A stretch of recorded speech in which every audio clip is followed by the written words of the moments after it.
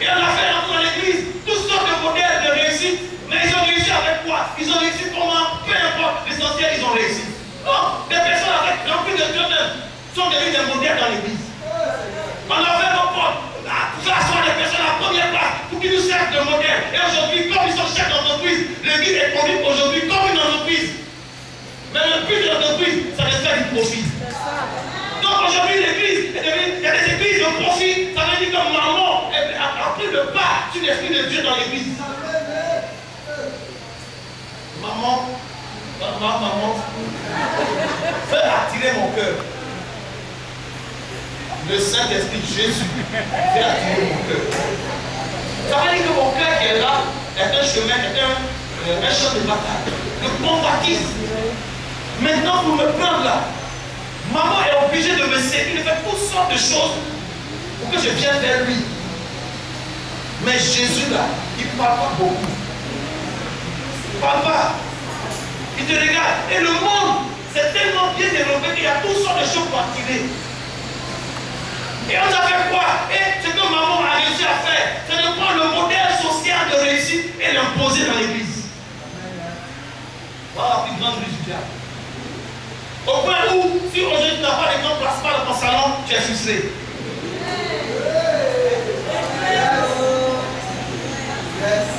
Il y en a certains qui ont mis un grand placement au salon, dans la salle à manger, à la cuisine et dans la chambre. Résultat, leur vie de prière a baissé. Amen. Leur communion avec Dieu a baissé. Maman, elle a dit que là où est ton trésor, là aussi sera quoi? Ton cœur. Vous dites quoi? Ton cœur est attiré par quoi? Le cœur est attiré par le trésor et ça, Dieu peut rien faire comme ça. Maintenant, c'est à toi de savoir ton trésor c'est quoi. Si ton trésor c'est l'accumulation de richesses, si ce qui a le plus de valeur dans ces années, alors tu vas aller de quel côté? De manière naturelle, tu vas travailler pour l'argent. Et maman va te faire comprendre. Maman ne peut pas toi. Maman va te dire, regarde, nous avons de très belles chaussures. Ah, chaussures c'est ça. Mais maman va te dire, là où il y a l'argent aujourd'hui, c'est faire commerce d'abonnement. Après il y a l'argent là-bas, nous qui sommes là-bas. Maman va te dire, pour avoir l'argent, il faut faire diamant. C'est ça non? Faire un de comment faire diamant. Maman va te dire, pour avoir l'argent, c'est où on trouve des testicules. Ah oui? Quand tu cherches l'argent, c'est pas ça? Tu vas chercher des testicules.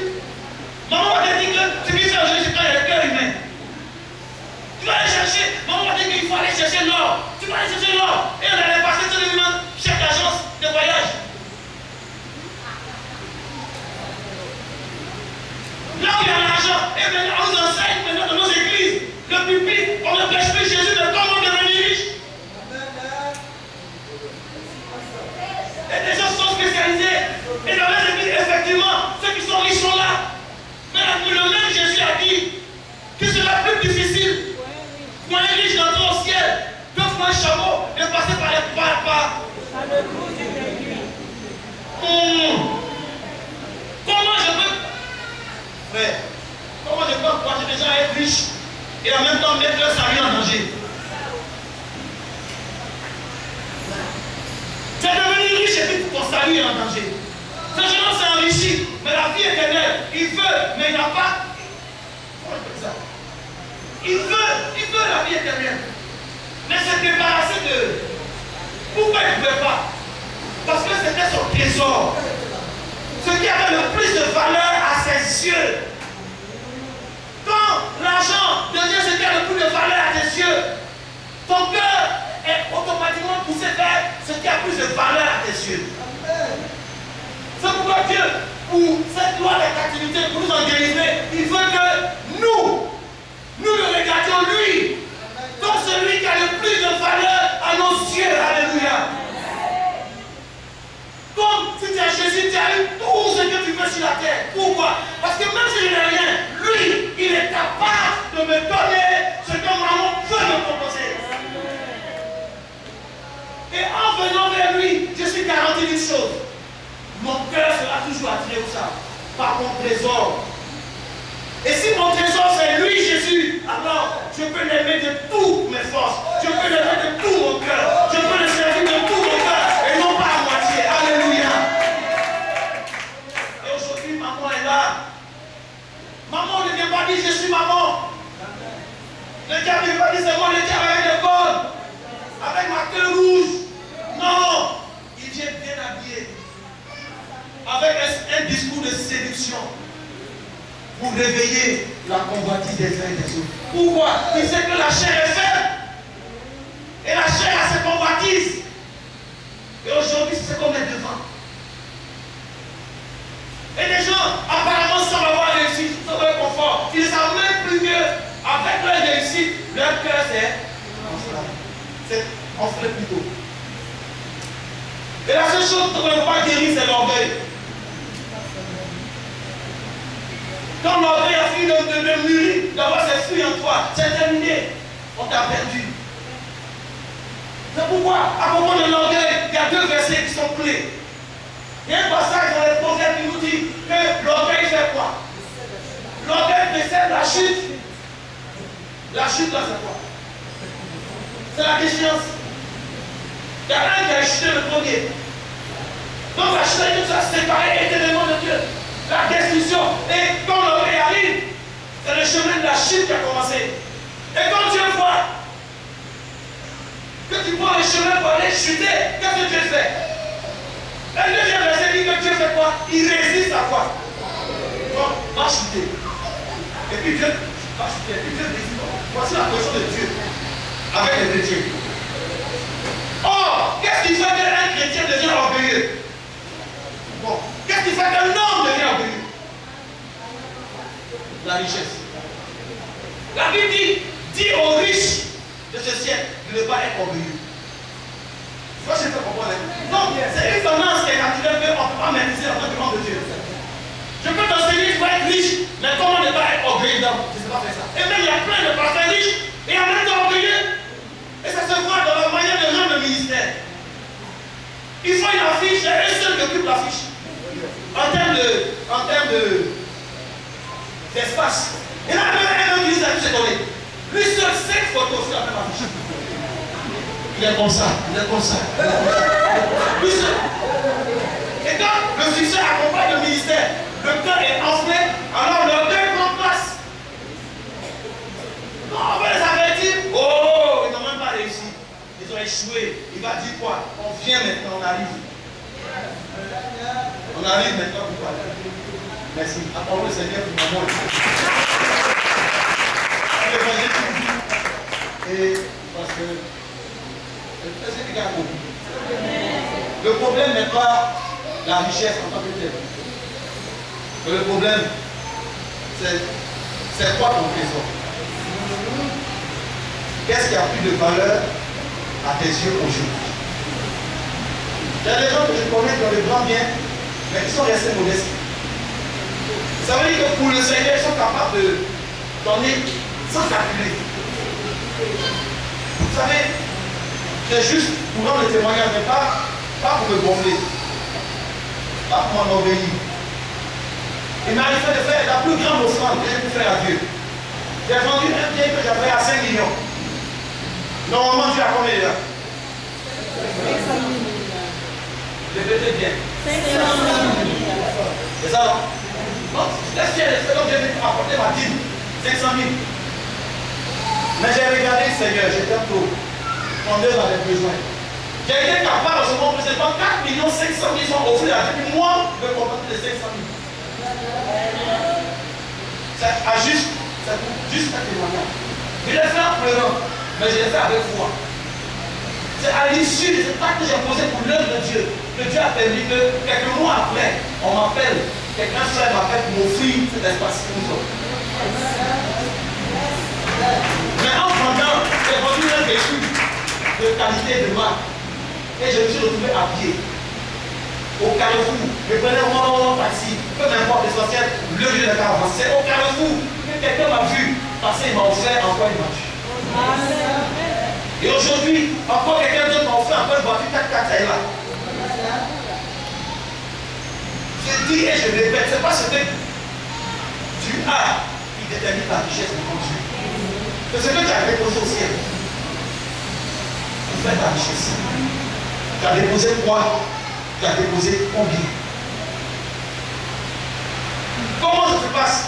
Où est le guichet du ciel? Pour qu'on puisse venir dire, je viens investir. Un des guichets du ciel, là, c'est le paquet aux gens dans l'église. Un des guichets, il y en a plusieurs. Un autre guichet au ciel, c'est tout ce que tu es capable de lui faire comme œuvre. La vie, soyez riche en bonnes œuvres. Bon, comme le temps est passé. Et les bonnes œuvres, Jésus-Christ dit, la parole de Dieu dit que nous sommes son ouvrage, ayant été créés en Jésus-Christ pour de bonnes œuvres que Dieu a dans la parole. Tout ce que nous faisons pour le Seigneur, c'est comme c'est converti.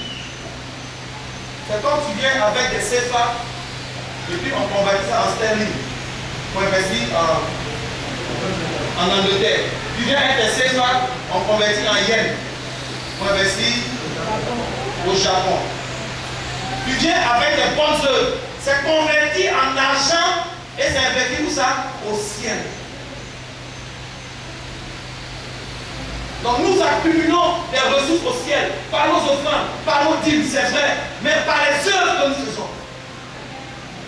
Donc il y a une activité de l'église, la manière dont je m'implique, et je ne le fais pas pour être vu, mais je le fais pour la gloire de Dieu. Je mets quiconque au défi, comme que Dieu sait de me dire où est-ce que Dieu a dit dans la Bible. Et je prends la Bible à témoin. Dieu n'a jamais dit, je veux que vous soyez la tête. Je répète, j'ai la Bible en main. Dieu n'a jamais dit, moi l'Éternel, je veux que tu sois la tête. Je veux que tu sois le premier. Je veux que tu sois en haut. La Bible dans ma main, je parle. Dieu n'a jamais dit ça. Le verset où c'est écrit de Deutéronome 28, Dieu dit, si tu obéis à la voix de ma parole, moi l'Éternel, je ferai de toi la tête et non la tête. Il n'a pas dit que moi Dieu, je veux que tu sois la tête. Il a dit, moi Dieu, je veux que tu obéisses à ma parole. Et laisse-moi maintenant, moi Dieu, faire de toi la tête. Les personnes mal intentionnées, des bandits, cherchant le profit, sont rentrés dans l'église, faire croire aux chrétiens que Dieu veut que tu sois à la tête. Alors, les chrétiens sont levés et commencent à faire tout pour être à la tête. Oublions les choses, obéir à la voix de Dieu. Amen. Et effectivement, beaucoup plutôt qui étaient à la tête. Effectivement, beaucoup sont arrivés en haut par leurs efforts, par leur force, par leur sagesse, par leur intelligence. Certains par leur cuisse, certains par leur bassin. Les gens sont arrivés à la tête par toutes sortes de choses, même en vendant la drogue. D'autres voulaient être à la tête parce qu'on le leur a dit. Être à la tête aux yeux de Dieu, est-ce que c'est la même chose que être à la tête aux yeux des hommes?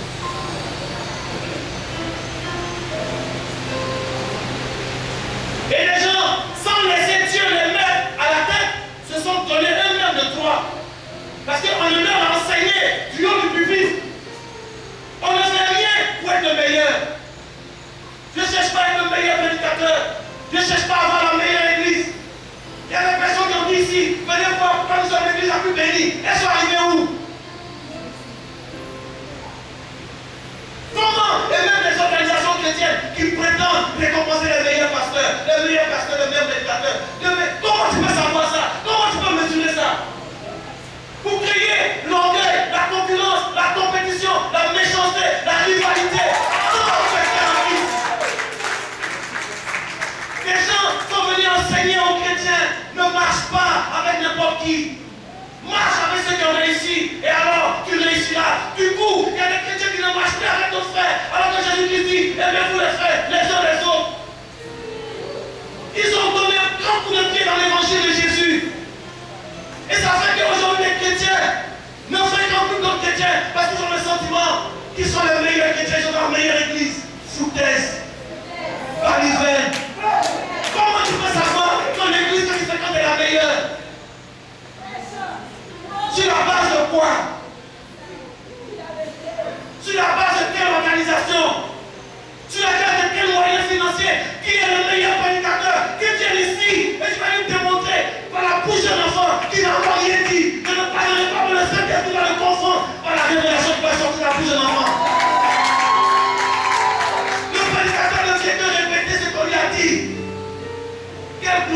à venir répéter ce qu'on m'a déjà dit.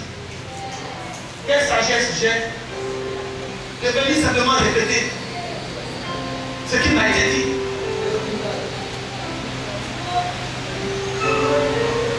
Tous ceux qui ont le sentiment d'être les meilleurs sont sur la voie de l'orgueil. Dieu leur résiste, mais ils ne semblent pas comprendre.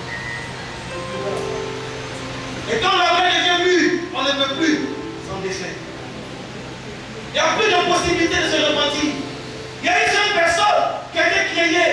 Et la manière dont il a été créé, la manière dont il a été fait, ne le satisfaisait pas. Vous le connaissez. On l'appelle l'astre brillant du matin. Tout a été créé bien. Tu as créé toutes choses parfaitement. Mais un jour, lisez Ésaïe 14 et lisez Ézéchiel 28. On parle du roi de Tyr, on parle du roi de Babylone, mais on parle de manière prophétique de ce grand archange, chérubin protecteur aux ailes déployées, Lucifer, créé parfaitement. La Bible dit qu'il a été intègre dans toutes ses voies jusqu'au jour. Donc un jour est arrivé où l'iniquité s'est trouvée dans son cœur. Et c'est pas Dieu qui a créé le mal. Le mal de ce monde est venu d'une seule pensée. Le premier à avoir eu cette pensée, je veux être plus grand que celui qui est assis sur ce trône. Il s'appelle Lucifer. Il a voulu, celui qui est le premier à avoir la pensée d'être le meilleur. C'est lui. C'est lui qui a eu la pensée d'être au-dessus des autres. C'est lui. Donc toute pensée, je le répète, Dieu le sait, toute pensée qui vient du cœur, je vais être le meilleur et pousser au fond par celui qu'on appelle aujourd'hui Satan. Vous voyez, quand tu as cette pensée en toi, il y a quelque chose d'autre qu'on appelle l'orgueil qui naît en même temps. Les deux vont de pair. Aujourd'hui, au lieu de prêcher l'évangile, les gens ont commencé à motiver les chrétiens. On les motive à aller travailler, à être le meilleur, mais la motivation est un acte psychologique et non pas un acte spirituel. Je dis, je viens avec l'évangile d'excellence. On arrive. Ça veut dire quoi? La motivation est basée sur deux choses. J'étais un grand motivateur, j'étais un compétiteur de classe internationale. Si cette compétition-là, j'ai fini avec ça. Il y a des traces dans les journaux, on parle de moi. J'ai fini avec compétition. J'ai été aussi entraîneur, coach, avant que c'était le prêche évangéliste. Je sais c'est quoi le coaching. Je sais c'est quoi le mentoring. Je sais c'est quoi la motivation. On motive en s'appuyant sur deux éléments, l'orgueil et l'argent. On va fouetter ton orgueil, tu peux être le meilleur. Quand on continue comme ça, on appuie sur l'orgueil. Mais Dieu résiste à qui? Aux orgueilleux. On est venu pousser nos frères et nos sœurs dans nos églises à devenir orgueilleux. Et à se prendre. Et à regarder les autres de bas. Tu viens même te présenter, mais tu es qui toi? Tu viens de l'église. Tu dis quoi? Répète encore, je n'ai pas compris.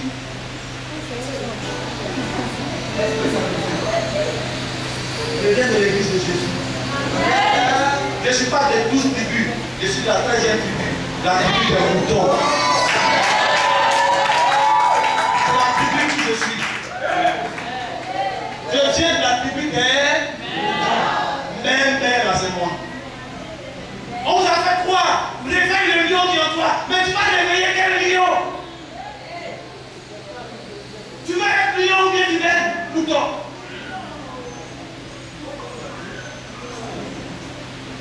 J'avais déjà vu de prêcher, mais je suis un peu énervé, j'ai vu aussi. Deux choses. Regardez une chose. On va chanter. Un berger, c'est qui? Est-ce que le berger conduit les lions? Est-ce que le berger conduit les buffles? Est-ce que le berger conduit les chevaux? Est-ce que le berger conduit les dirige les aigles?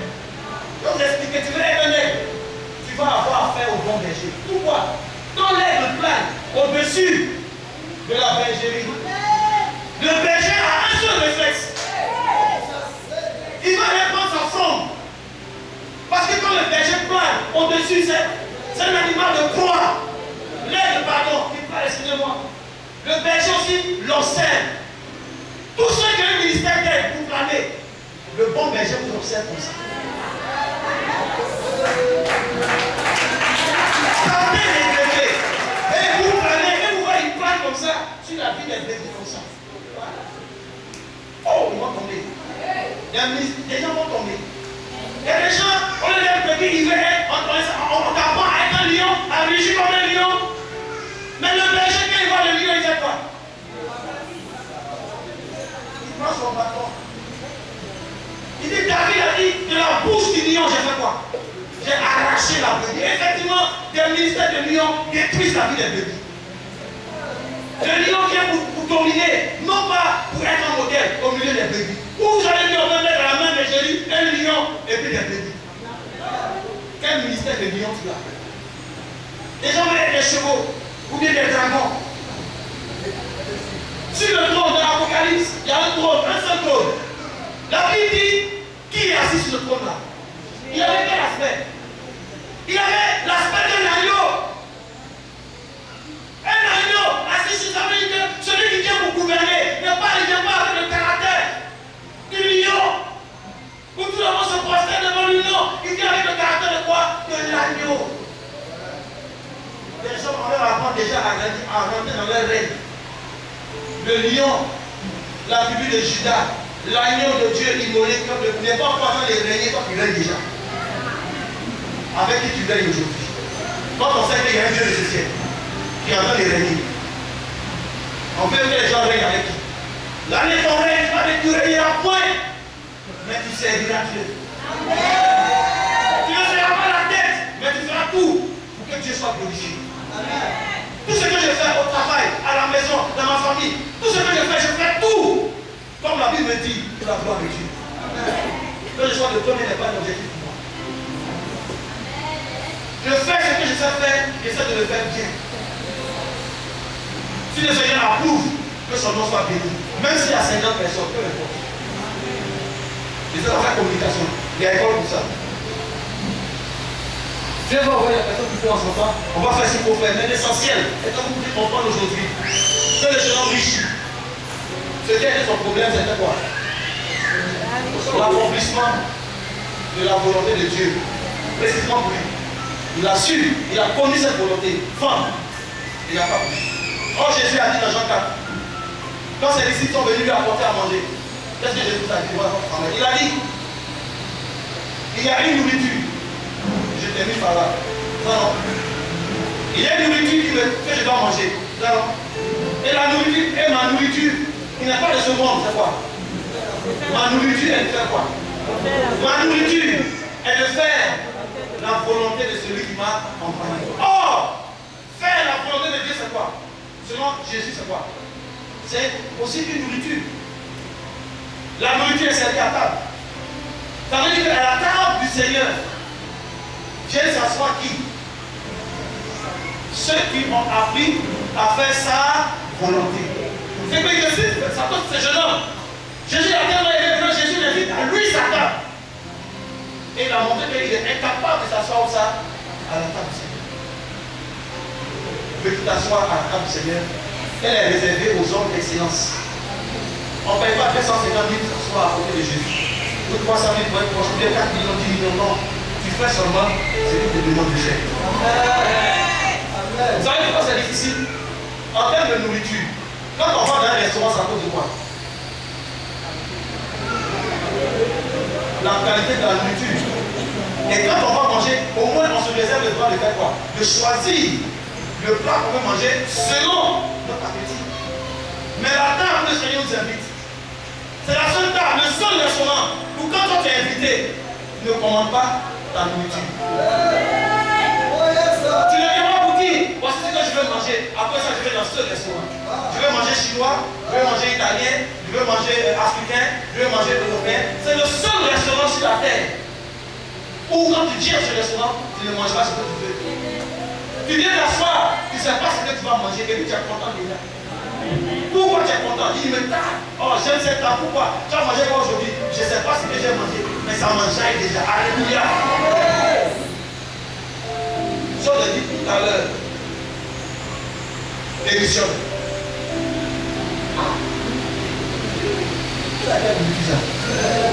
C'est à cause de ça, c'est pas tout le monde qui peut s'asseoir là-bas pour manger. Je ne sais pas si je vais comprendre. Maintenant, il y a des tables à l'aise. Vous, ceux qui veulent faire leur volonté là, eux-mêmes s'asseyent là. Ils mangent ce qu'ils veulent, ils font ce qu'ils veulent, eux-mêmes leur propre volonté.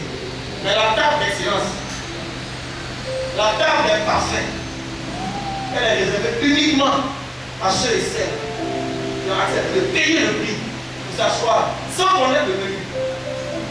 Et qui attendent qu'on leur donne le menu sans leur avis. Et tu n'as même pas le choix. Parce que quand dans la carte, il y a souvent, il y a plusieurs, il y a comment ça, il y a plusieurs menus.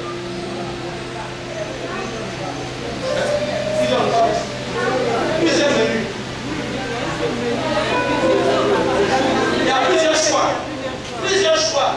Et tu as le choix de, bon, je vais manger ça, escalope de quelque chose, sauter de ceci, cela. Mais à cette table, je vous assure, tu viens de t'asseoir, tu prends ton torchon, tu mets sur ton cou. C'est là, tu es prêt. Tu ne sais pas ce qu'on va te servir. C'est cafaro. Et quand tu dois manger ça, tu regardes, le cuisinier qui est là, il regarde. Il y a des chefs cuisiniers, il y a même concours, on dit master chef, le meilleur cuisinier. Lui là, il a fini un master chef. Il a dépassé 10 étoiles. Il est hors catégorie.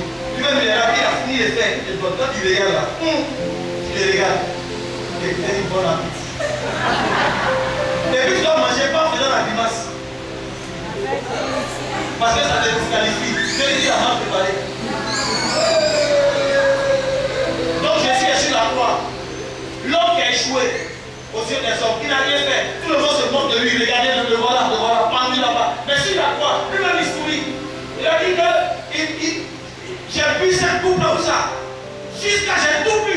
Jusqu'à la dernière coupe. Et puis il sourit, tout est accompli. Autrement dit, j'ai tout mangé. Et voilà pourquoi. Qu'elle a fait de tout manger, de laver sa bouche, et puis de rôder. Et c'est rentré. Et puis il sourit, il dit, voilà pourquoi. Dieu lui a donné le nom. Qui est au-dessus de tout. C'est pourquoi il dit, donc il veut faire sortir de la poussière, de faire asseoir, tout ça. À la table des grands, ce n'est pas à la table des petits de ce monde. À la table des chefs d'entreprise, des petits cacabards de ce monde. Ils roulent dans les bosses, ils sont contents. Des petits cacabards. Mais des fois, asseoir à la table des grands. On rentre là-bas par le chemin de l'humilité. On marche le tapis de la simplicité. On ouvre la porte de l'obéissance. Et on s'assoit à la place de l'amour.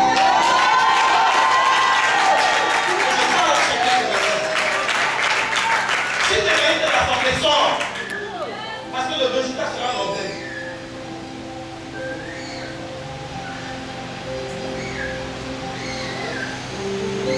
Ils vont finir ton argent. Et puis il n'y a rien.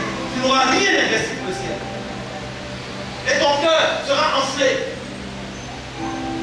Tu auras le sentiment que les autres ne valent rien, mais toi. Voilà comment un tel message, au lieu d'envoyer l'amour dans le corps de Christ, envoie quoi? La rivalité, la compétition, la concurrence. Lui il a ça, moi aussi je vais avoir ça. Même la concurrence dans l'onction. Avant, il paraît que lui aussi, quand il fait pour lui, il donne le numéro de téléphone.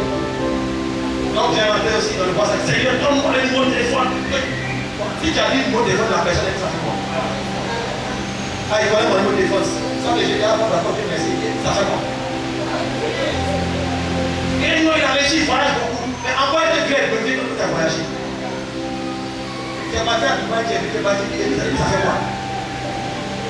Tu es glorifié lorsque tu fais ce que tu demandes. Chaque fois que tu le fais, il y a un fruit qui apparaît sur tes branches, sur ta vie. On va continuer mercredi. Si vous pouvez venir, c'est comme nous disons là, par la carte de Dieu, on a filmé. Vous pouvez demander une copie. On met même ça sur YouTube. Maintenant, tu vas chez un élève, mon nom sort. Je n'ai pas demandé, je n'ai pas fait exprès, je n'ai pas payé, mais Dieu a envoyé les questions au moment qu'il fallait. Et puis ça est là. Donc ce qu'il est dit là, c'est répété partout sur la terre. Et je ne vais pas en descendre, je suis ici. À eux, faire faille, à ce cas les gens viennent pas m'entendre. Je ne suis pas pressé. Je ne suis pas.